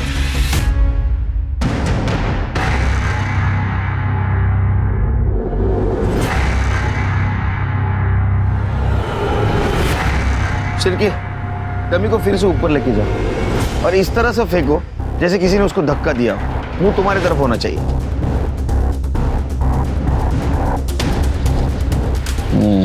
शिरके, गड़बड़ है, क्योंकि नूपुर के गिरने के मार्क में और हमने 2 बार जो बॉडी गिराई उसके मार्क में 19-20 का फर्क है। तो ये बताना मुश्किल है कि उसको किसी ने धक्का दिया तो उसने सुसाइड किया। दिशा, नूपुर की सुसाइड नोट हैंडराइटिंग एक्सपर्ट के पास भेजो और उसके हैंडराइटिंग से मैच करके देखो। Right sir. Chirke sir, Nupur का CDR और मोबाइल लोकेशन चाहिए मुझे। ठीक है सर। क्या कहीं आसपास CCTV है? नहीं सर, पूरी बिल्डिंग में कहीं भी CCTV कैमरा नहीं है। इनफैक्ट सिक्योरिटी गार्ड ने भी नूपुर को पहली बार ही देखा था। तो नूपुर यहाँ क्या करने आई थी? हेमा को बोला। सर, नूपुर तो एक फाइटर थी, किसी से भी जाकर भिड़ जाती थी बिना डरे। बस वो केस के बाद वो चुप सी हो गई थी। उस रेप केस के बाद? हाँ,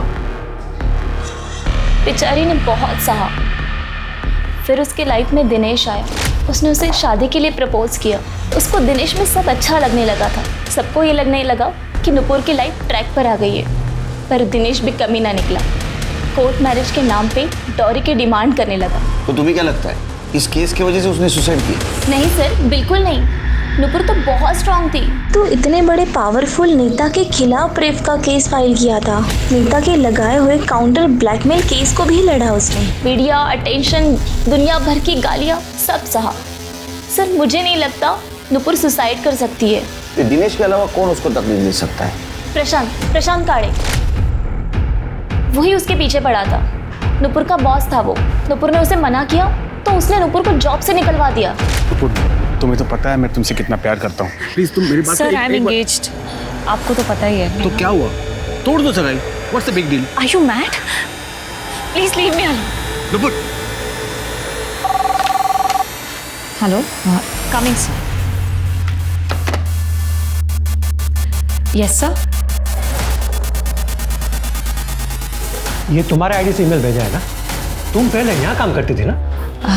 यस सर, मैं पहले इसी कंपनी में जॉब करती थी, लेकिन सर ये मेल मैंने नहीं किया है। तुमने नहीं किया तो तुम्हारे आईडी से मेल कैसे गया? झूठ बोलती हो। राइवल कंपनी को डेटा भेजा तुमने। You are fired. निकलो अभी कभी यहाँ से। लीव।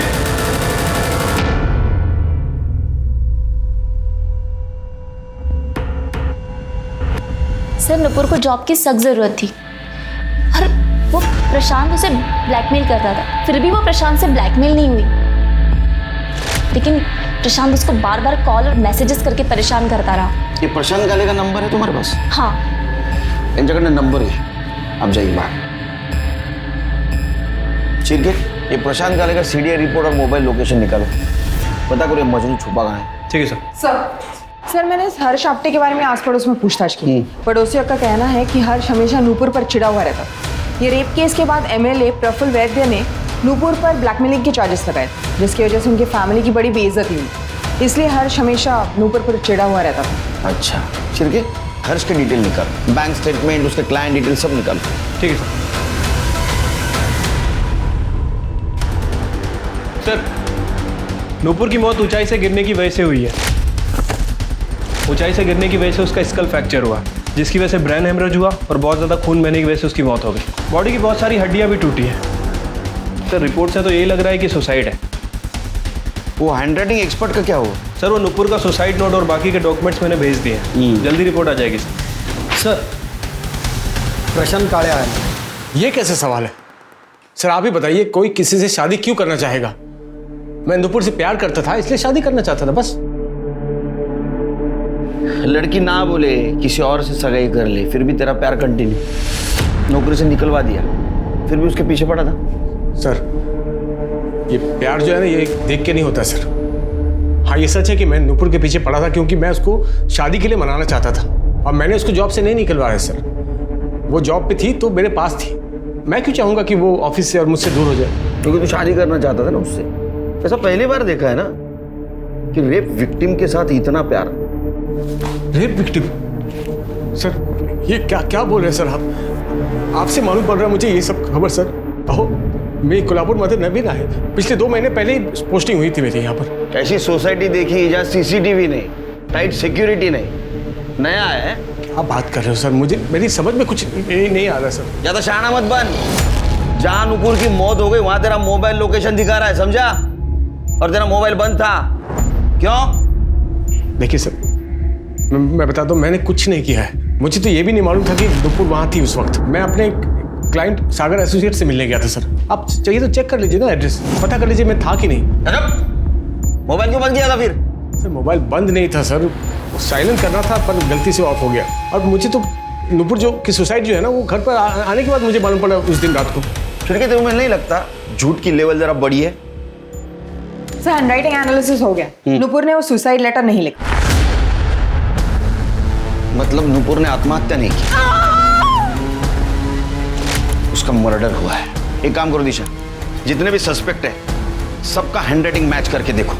और काले, अगर तेरी बात झूठ निकली तो इतना मारूंगा पूरा थोबड़ा काला नीला हो जाएगा। कर दे, क्यों जाएगा? और सबसे पहले इसकी हैंडराइटिंग चेक करो। चल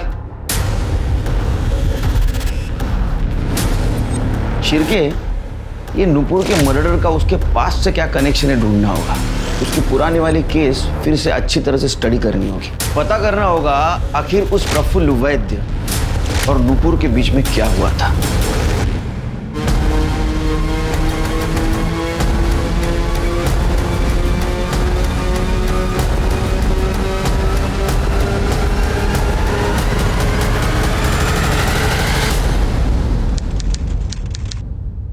वाह नूपुर वाह, खूब छान, अच्छा आर्टिकल है ये।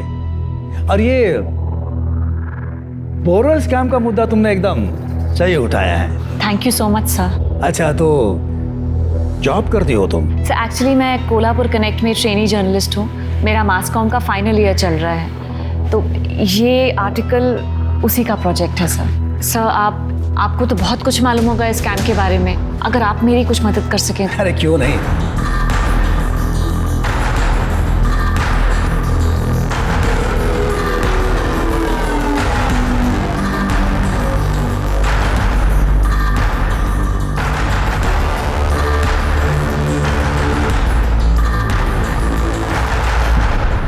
मैंने पहले ही कहा था रूलिंग पार्टी में बहुत करप्शन है, अगली बार वोट हमारी पार्टी को ही देना। Thank you so much sir, आपकी वजह से ये स्कैम एक्सपोज हुआ है। Thank you. अरे ये तो मेरा फर्ज था। नूपुर, मैं तुम्हारे लिए और भी कुछ करना चाहता हूँ, किसी खास आदमी से मिलवाना चाहता हूँ।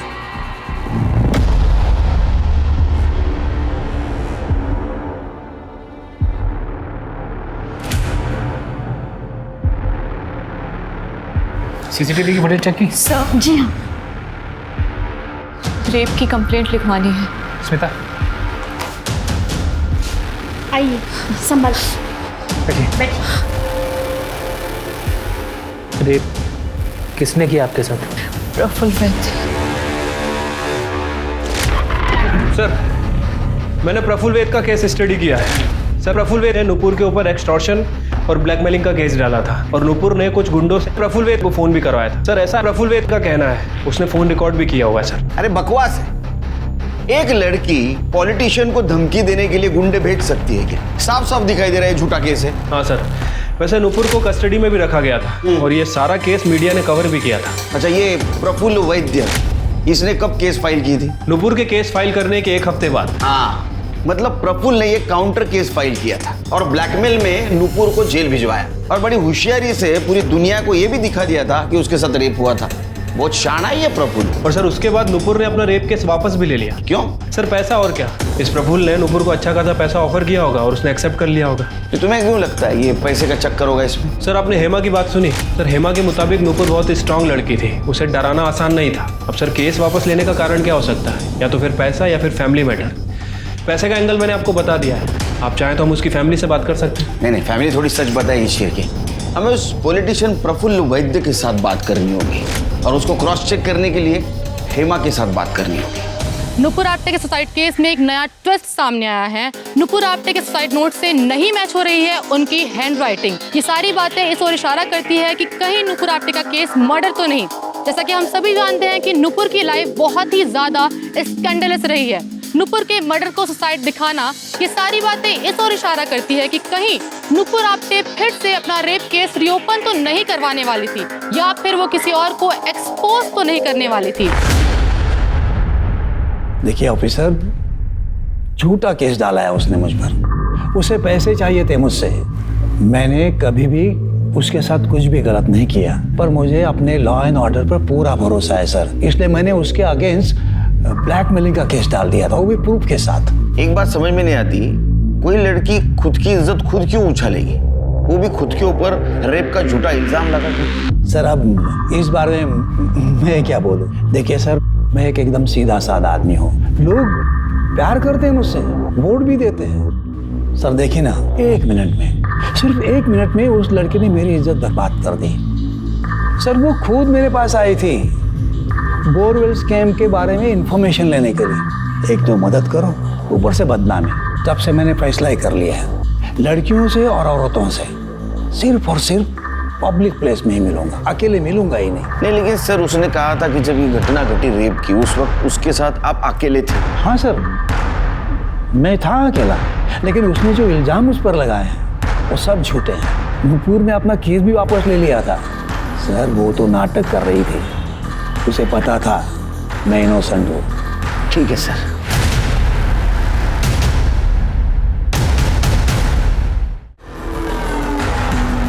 Sir, Nupur Apte suicide case में आपका क्या इन्वॉल्वमेंट था? क्या वो सुसाइड नोट फेक है? Was it a murder? No comments. Sir, कुछ तो बताइए, आप सच्चाई छुपाने की कोशिश कर रहे हैं। सर, वो नेता एक नंबर का झूठा इंसान है। उसने नुपुर की इज्जत ही खराब नहीं की, बल्कि उसका नाम भी खराब कर दिया। सर, नुपुर ये केस कभी वापस नहीं लेती, पर उसे बुरी तरह फंसाया गया था। किसने? नुपुर के लॉयर नरेश कामत ने। सर, वो खुद चलकर आया था नुपुर के पास उसका केस हैंडल करने, pro bono, free of charges. Free में? और आपको मेरा केस क्यों लड़ना है? इसमें तुम्हारा नहीं, मेरा भी फायदा है। और जब मुझे पता चला ना तुमने इतने पावरफुल आदमी के अगेंस्ट केस फाइल किया है, मुझे बड़ी खुशी हुई। मैंने अपनी ज़िंदगी में छोटे मोटे केस लड़े हैं, इतना हाई प्रोफाइल केस मैं अपने हाथ से जाने नहीं देता। अब सोच लो तुम, दोनों का फायदा। ठीक है सर, नरेश ने पहले बहुत अच्छे से हैंडल किया, पेपर वर्क सब। उसके बाद धीरे धीरे कोर्ट की डेट आती उसने नुपुर से पैसे मांगना शुरू किया। नुपुर पैसे नहीं दे पाई तो नरेश ने केस को ही छोड़ दिया। कोर्ट की डेट कैंसिल हो गई। नुपुर का तो केस स्टार्ट होने से पहले ही वीक हो गया। बाद में नुपुर को पता चला कि नरेश उस नेता का ही प्लान था, उसके केस को खराब करने के लिए। नुपुर ने तो नरेश से बात भी की थी। सर, तुमने खुद मुझसे मेरा केस मांगा था और बीच में हियरिंग वाले दिन गायब हो गए। कुछ फैमिली प्रॉब्लम थी इसलिए नहीं। आप शट अप। मुझे पता है कि तुमने ये सब वो प्रफुल्ल के कहने पर किया है। तुम्हें तो मैं डिसबार करा दूंगी, देखना तुम। ट्राई कर लो, कोर्ट बिना सबूत के खड़ा भी नहीं करता है। सर, नुपुर बहुत गुस्सा थी। वो नरेश के खिलाफ सबूत ढूंढने की कोशिश कर रही थी। फिर कहीं से उसे रुपेश सिद्धवानी के बारे में पता चला। वो बहुत बड़ा बिजनेसमैन है। वो प्रफुल्ल वैद्य को फाइनेंस करता था। सर उसी ने नरेश को हायर किया था। फिर नुपुर ने कहीं से एड्रेस निकाला और उसमें मिलने गई थी। हाँ, मेरे पास पक्का प्रूफ है। मुझे प्रफुल्ल ने ही कहा था नरेश को पैसा देने के लिए। मैंने पैसा उसको दिया भी, लेकिन प्रफुल्ल ने मेरे साथ क्या किया, मुझे नगर सेवक का टिकट दिलवाने के बहाने मेरे साथ धोखा किया। दोनों के दोनों चोर हैं साले। देखिए प्रफुल्ल ने हम दोनों के साथ बहुत गलत किया है। अगर आप कोर्ट में उसके खिलाफ गवाही देंगे तो हम दोनों का बदला पूरा हो जाएगा। बिल्कुल, ऐसा ठीक रहेगा। Thank you. और नरेश की तरह रूपेश भी कोर्ट तक नहीं पहुंचा होगा। जी सर, वो तो कभी कोर्ट आया ही नहीं। उसके बाद तो वो जैसे गायब ही हो गया। नुपुर ने उसे ढूंढने की बहुत कोशिश की। फिर उसकी फैमिली और मीडिया, इन सब से वो थक चुकी थी। सुरेखा आंटी के अलावा और कोई उसके साथ नहीं था। और उसका भाई? सर हर्ष तो पहले से इस केस फाइल करने के अगेंस्ट था कि इतने बड़े आदमी से क्यों पंगा लेना, और उसकी फैमिली इस कानूनी लड़ाई से परेशान हो चुकी थी। फाइनली नुपुर ने केस वापस ले लिया। पुलिस भी जान के हैरान थी कि नुपुर ने छोटी सी उम्र में क्या कुछ सहा है। धोखे और बदनामी में लिपटी थी नुपुर की मौत की पहेली, और रूपेश सिद्धवानी इस केस की सबसे बड़ी कड़ी बन सकता था। लेकिन पुलिस को इन्वेस्टिगेशन में पता लगा कि रूपेश की कार एक्सीडेंट में मौत हो गई थी, वो भी 5 महीने पहले नुपुर से मिलने के ठीक बाद। अब ये एक्सीडेंट था या कुछ और, कोई बता नहीं सकता। अब पुलिस का शक प्रफुल्ल पर और गहरा हो गया था, क्योंकि उसके पास पावर और पैसा दोनों थे ऐसी घटनाओं को अंजाम देने के लिए। पुलिस ने नुपुर के कॉल एंड लोकेशन डिटेल्स मंगवाए, क्राइम सीन का डंप डेटा मंगवाया, और उनके हाथ एक ऐसी कड़ी लगी जिसकी उन्हें उम्मीद भी नहीं थी। सर हेमा चौहान का फोन कल शाम से बंद है और उसका लास्ट लोकेशन सतारा का है। और सर ये हर्ष आप्टे, ये भी सतारा में है और उसका फोन भी कल शाम से बंद है। Same location, same time. कुछ फोन रिकॉर्ड से पता चला इनका अफेयर है? नहीं सर, लेकिन मुझे लगता है नुपुर को इनके अफेयर के बारे में पता चला, इसलिए उन्होंने इसको नुपुर को मार दिया। बेस्ट फ्रेंड और भाई का affair. Chirke sir, Satara sir Hema का फोन स्विच ऑन हुआ है, उसका लोकेशन ट्रेस कर सकते हैं। गुड, रास्ता बताती रहना।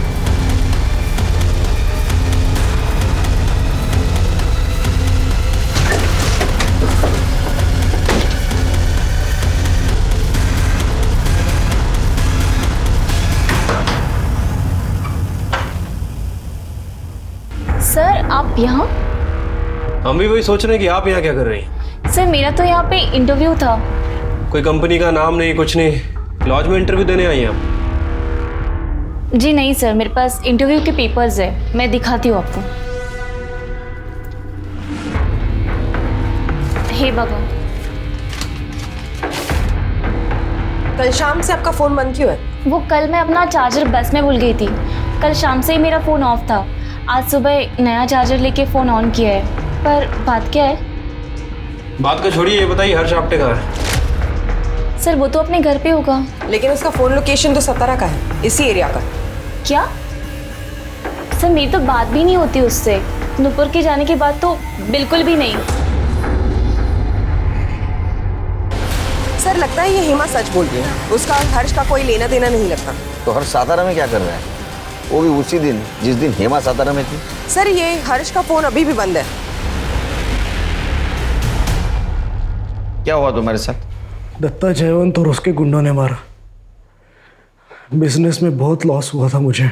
नुपुर के चक्कर में आई बाबा की सारी सेविंग्स भी खत्म हो गई थी। वाइफ के दूर के रिश्तेदार दत्ता, उनसे पैसे उधार लिए थे। बहुत टाइम हो गया था, मेरे पास पैसे ही नहीं थे और दत्ता मुझसे पैसे मांगने लगा।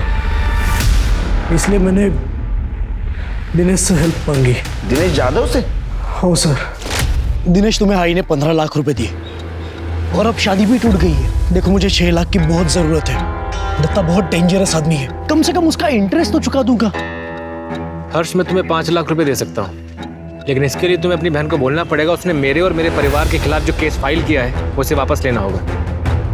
प्लीज मैं तुम्हारे हाथ जोड़ता हूँ, केस वापस लो। देखो मेरा फ्यूचर तुम्हारे हाथ में है। तुमने केस वापस नहीं लिया तो दिनेश मुझे पैसे नहीं देगा। बहन का कुछ तो फर्ज निभाओ प्लीज। ठीक है दादा। और हाँ, आई बाबा को कुछ मत बताना। वैसे भी बहुत टेंशन में रहते हैं तुम्हारे कारण। त्याच्यानंतर काय झालं? दिनेश को मैंने बोला कि नुपुर रेडी है। दिनेश का भाई दीपक, उसने कहा कि नुपुर से मिलकर मैं पैसे दूंगा उसे। नुपुर ने दूसरे दिन ही सुसाइड कर लिया। मुझे तो पैसे मिले ही नहीं। दत्ता के आदमियों ने परसों शाम को मुझे कोल्हापुर से उठाया, यहाँ सतारा लेके आए। बहुत मारा सर, मेरा मोबाइल भी तोड़ दिया। प्रिया ने कैसे तो दत्ता को समझाया। प्रिया के बाबा ने ही सारे पैसे लौटाए, तब जाके मुझे छोड़ा। अरे सचमान, उस दिन मिला था ना तू नुपुर से? हाँ सर, मैं और नुपुर उस बिल्डिंग के टेरेस पे मिले थे, क्योंकि मैं उससे किसी पब्लिक प्लेस में नहीं मिलना चाहता था। मुझे राइटिंग में देखी तो केस वापस लेगी और हमें दोबारा तंग नहीं करेगी। मैंने कहा था ना मैं पुलिस स्टेशन जाके केस वापस ले लूंगी। आप मेरे पैसे वापस देने आए हो ना, पैसे वापस दो और जाओ।